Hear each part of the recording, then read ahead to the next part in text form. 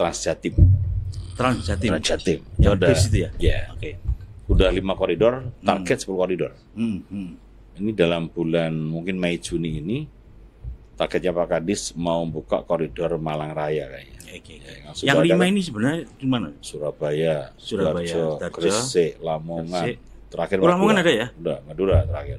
Oh iya, saya lihat itu ya. Ya. Ronggolawe atau itu ya. Ya, nanti tambah ini Malang. Sebentar, Bro. Idenya kok bis? Kenapa, Dos? Saya udah ajukan ke Pak Kadis.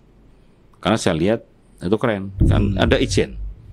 Nah, Ijen kan Banyuwangi Ijen sekian ya, wisata. Kemudian Banyuwangi sendiri punya banyak tempat wisata kan? Oh iya. Oh, Situbondo punya juga kan? Keren. Bondowoso punya juga. Nah, ini kalau ada connectivity Transjatim, oh keren. Iya. Dia cerita bahwasanya sering naik itu bahkan di hari libur dengan keluarganya refreshing naik Transjatim. Oh iya. Keren tak? Oh iya. Yang muter-muter doang. Oh iya. Iya. Wih. Apalagi tarifnya kan sebelum 2 jam nggak perlu bayar lagi deh. Ya, jadi berlaku untuk 2 jam itu. Oh. Tiketnya itu. Terusan ya itu ya. Iya. Tiket terusan gitu ya. Keren, toh? Iya. Ya keren, Dok. Nah,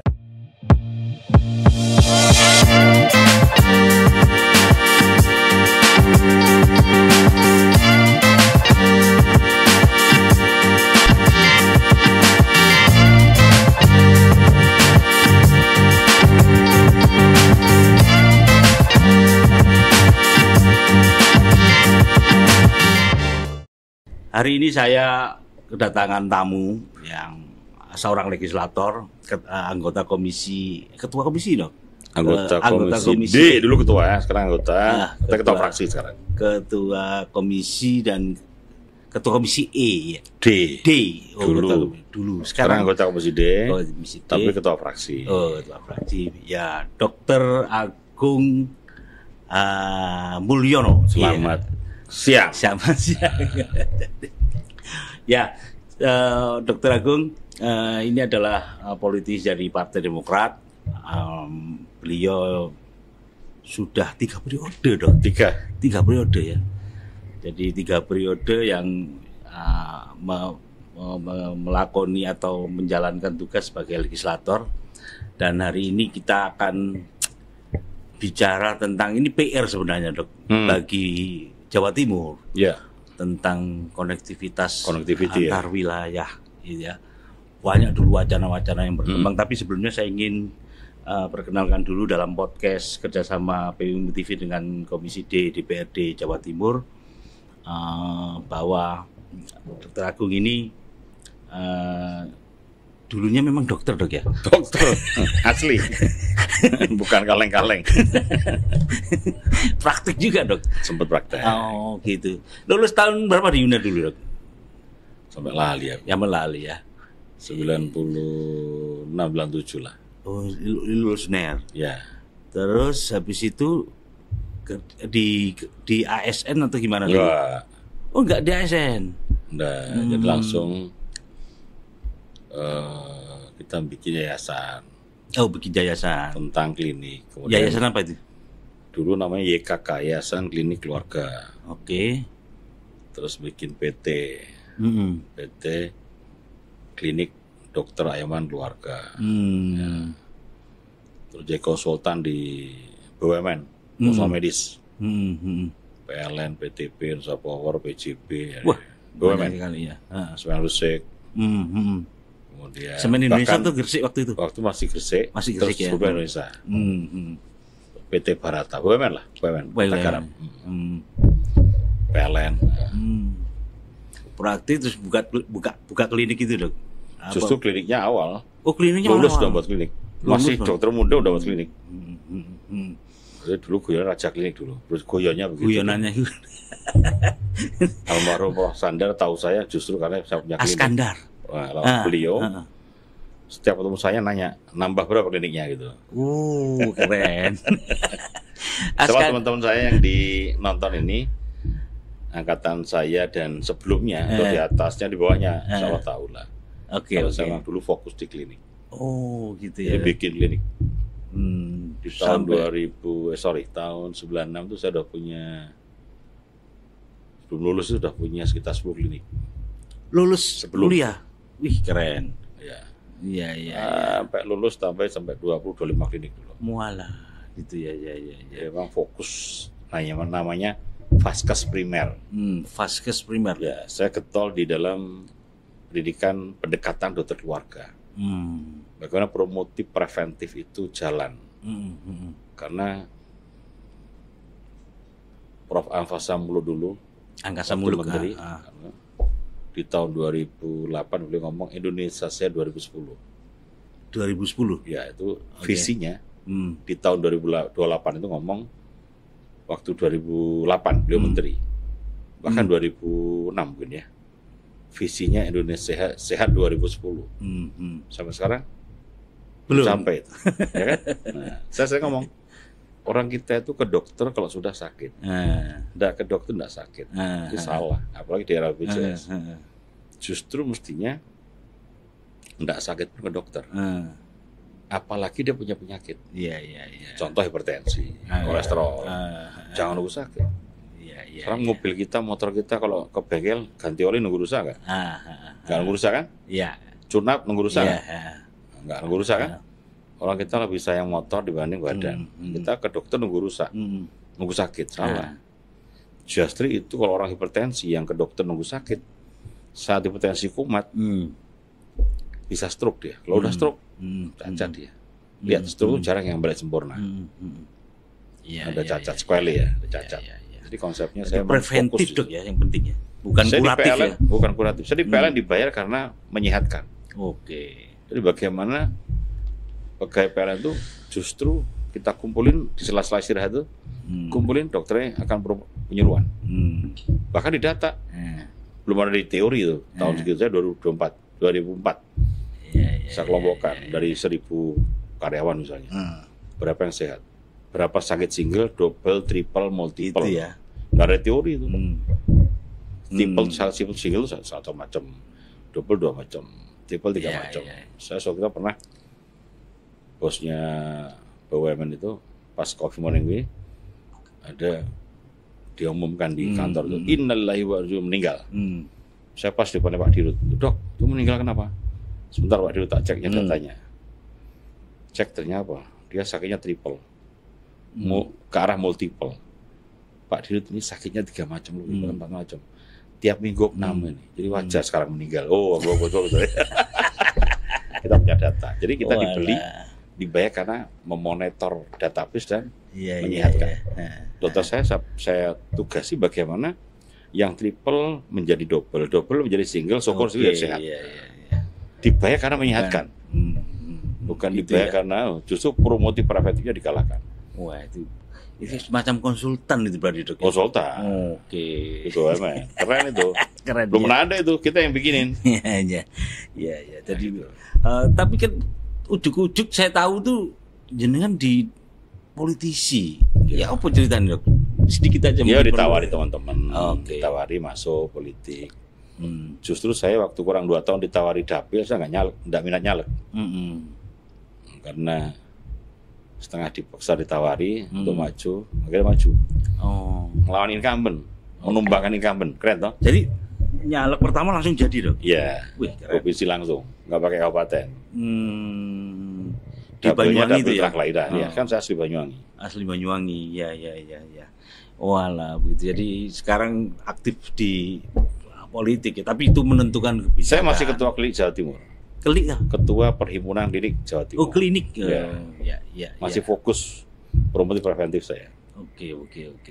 Ya. Itu peran lah yang bisa hobi.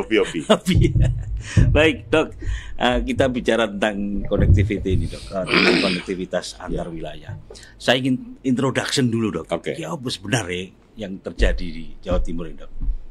Ya karena kebetulan saya di Komisi D, mitra saya adalah. Komisi D ngurus siapa ini dok?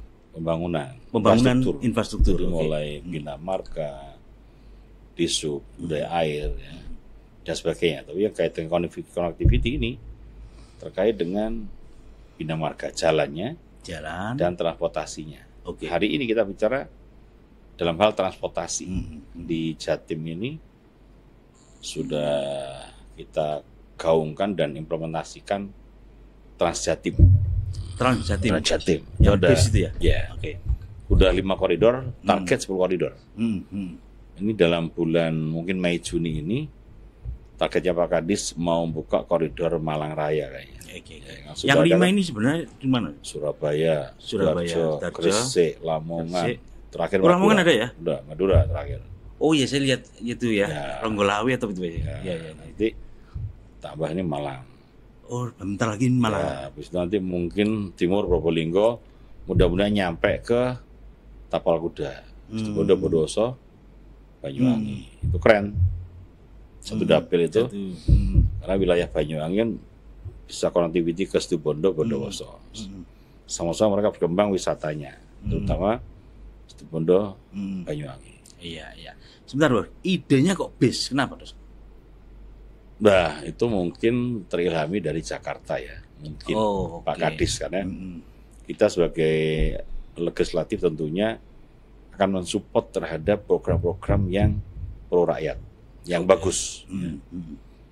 Bahkan dalam tahun ini saya minta untuk dimonef, monitoring evaluasi. Jadi apakah betul-betul bermanfaat? Yang pasti targetnya salah satunya merupakan kecelakaan, emisi. Ya, betul. Jadi orang naik motor ternyata kematiannya itu dihitung-hitung itu mengerikan setiap tahun. Betul. Ya kan? Betul, Dok. Nah, kemarin dihitung satu bis sama dengan diekuivalenkan dengan sekitar 50 motor apa ya. Jadi dengan begitu bisa menekan angka kecelakaan. Itu jadi berawal sehingga itu kita mensupport. Dan menurut saya murah lah. Ono klasifikasi pelajar 2,5 kan? Umum 5.000 pakai AC lagi.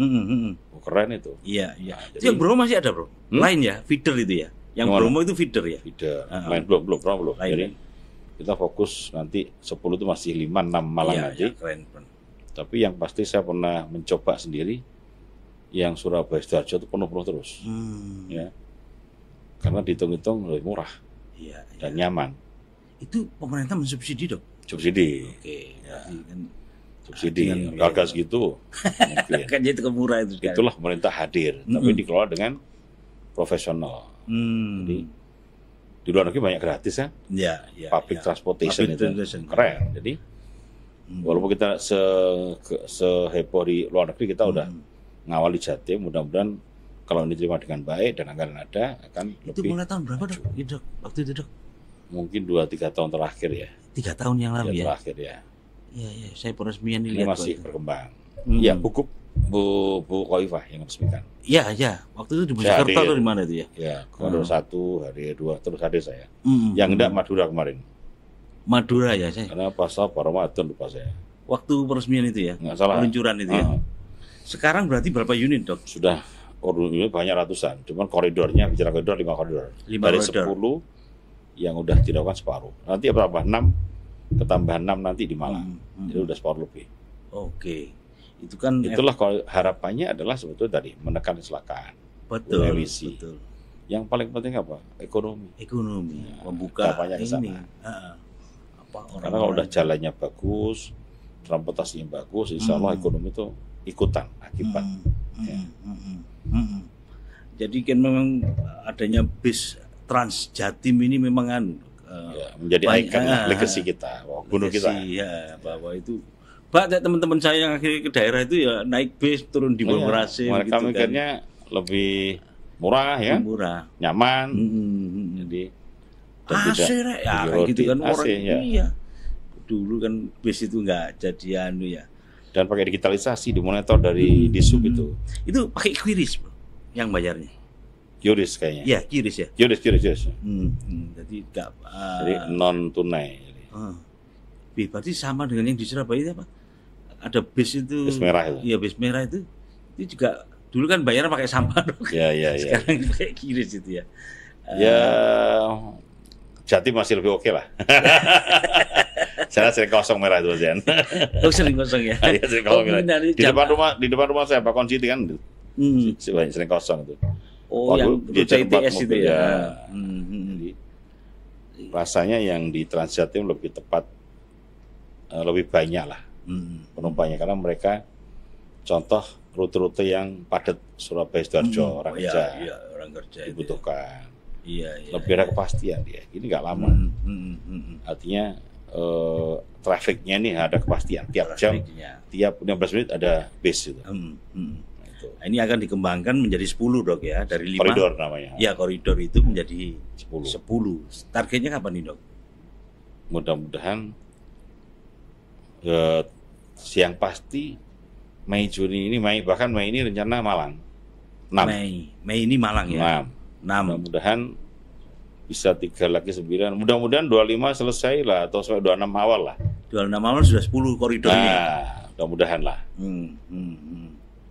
Nanti saya juga masih minta namanya MONEF. Monitoring evaluasinya kayak apa. Dibedakan daerah yang metropolis ini dengan yang luar bagaimana ya kan?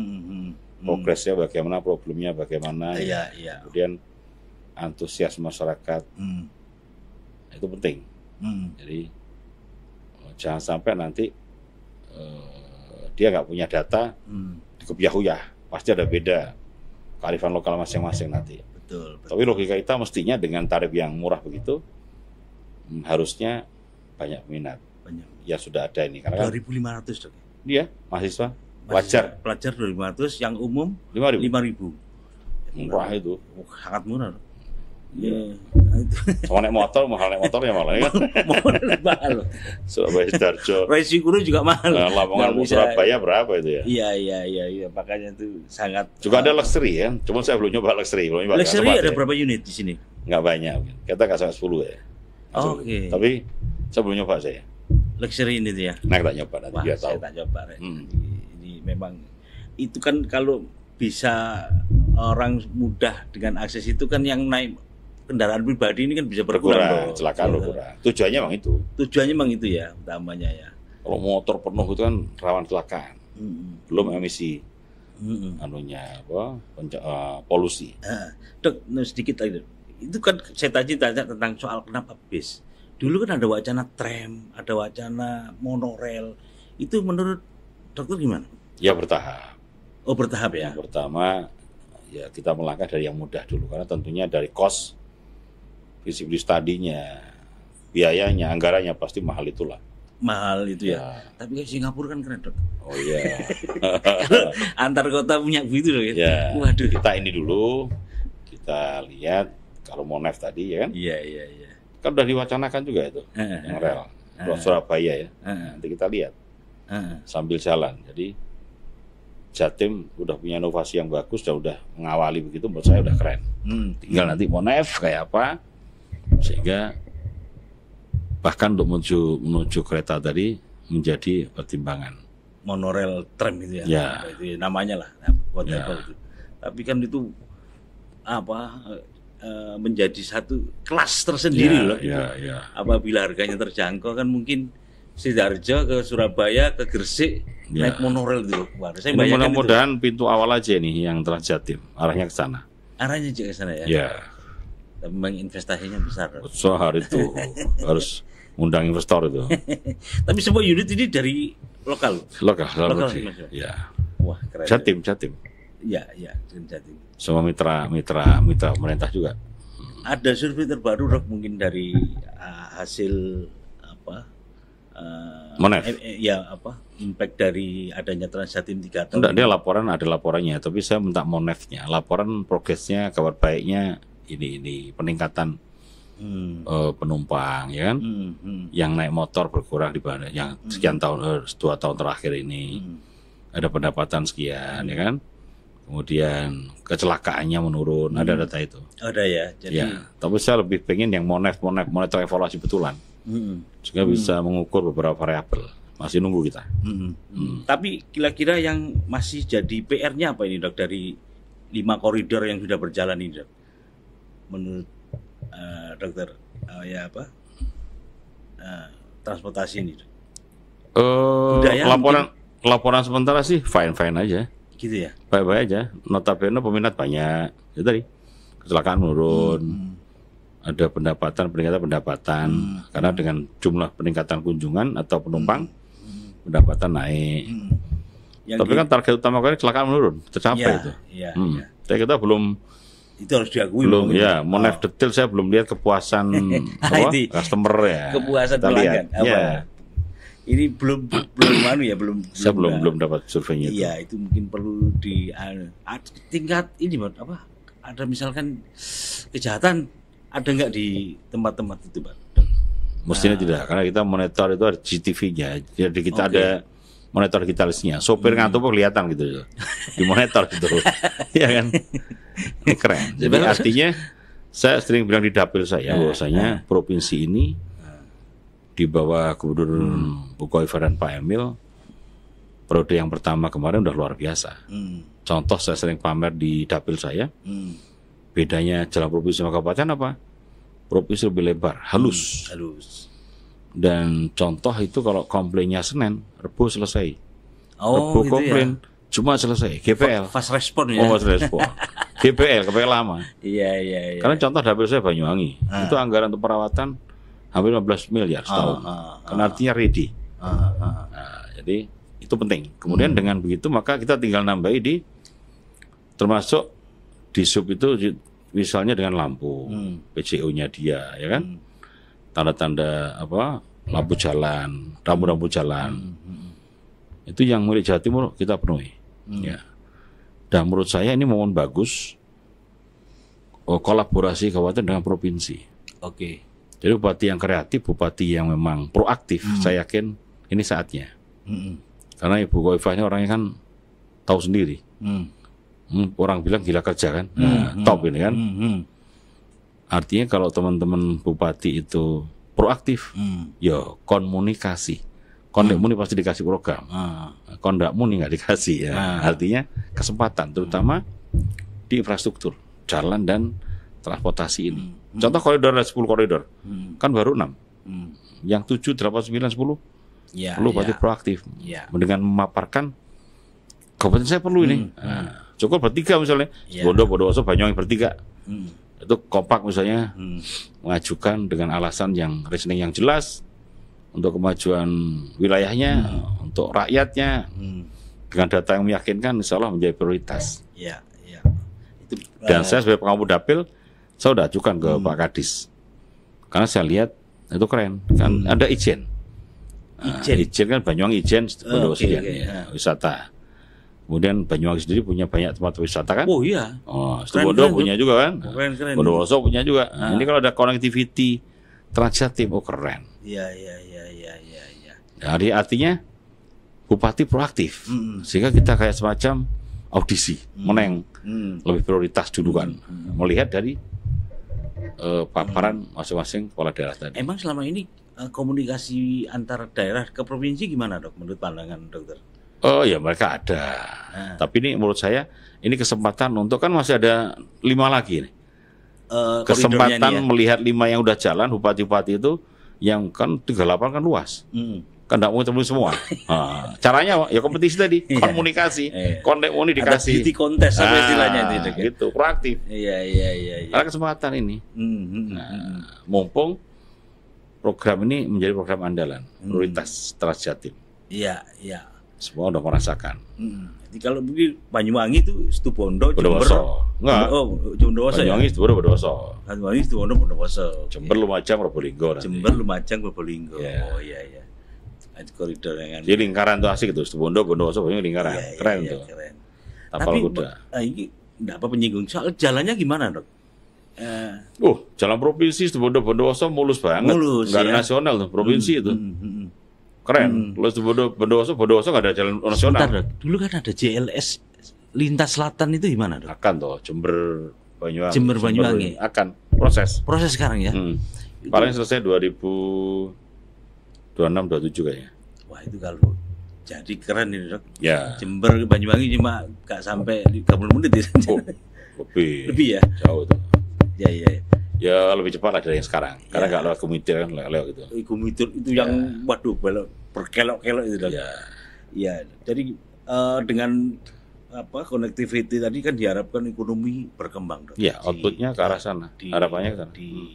Nah, sejauh ini kalau dokter turun ke daerah ini apa yang dilihat dari perubahan-perubahan ini, Dok? Kita selalu gaungkan, karena kita di provinsi kan Kita agak sombong dikit nih, GPL tadi.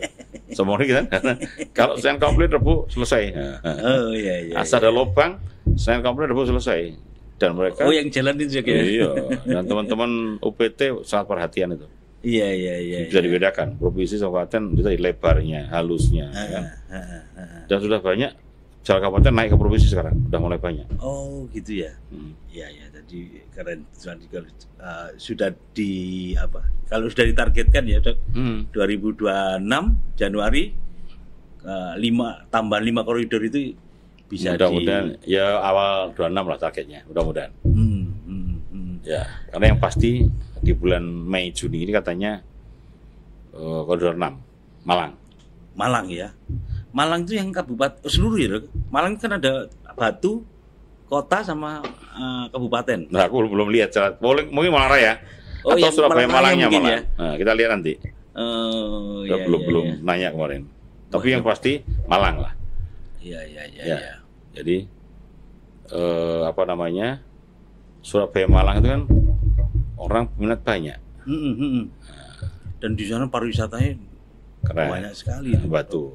Batu terus ya sekolah juga banyak, Dok. Universitas banyak di sana. Jadi moga-moga ini bisa terrealisir, Dok ya. Ya. Terus mungkin yang terakhir, Dok. Ini tantangan yang harus diselesaikan dari tugas-tugas konektivitas antar wilayah ini apa menurut Dokter? Ya, yang pasti bagaimana program ini bisa berjalan dengan baik, ya kan?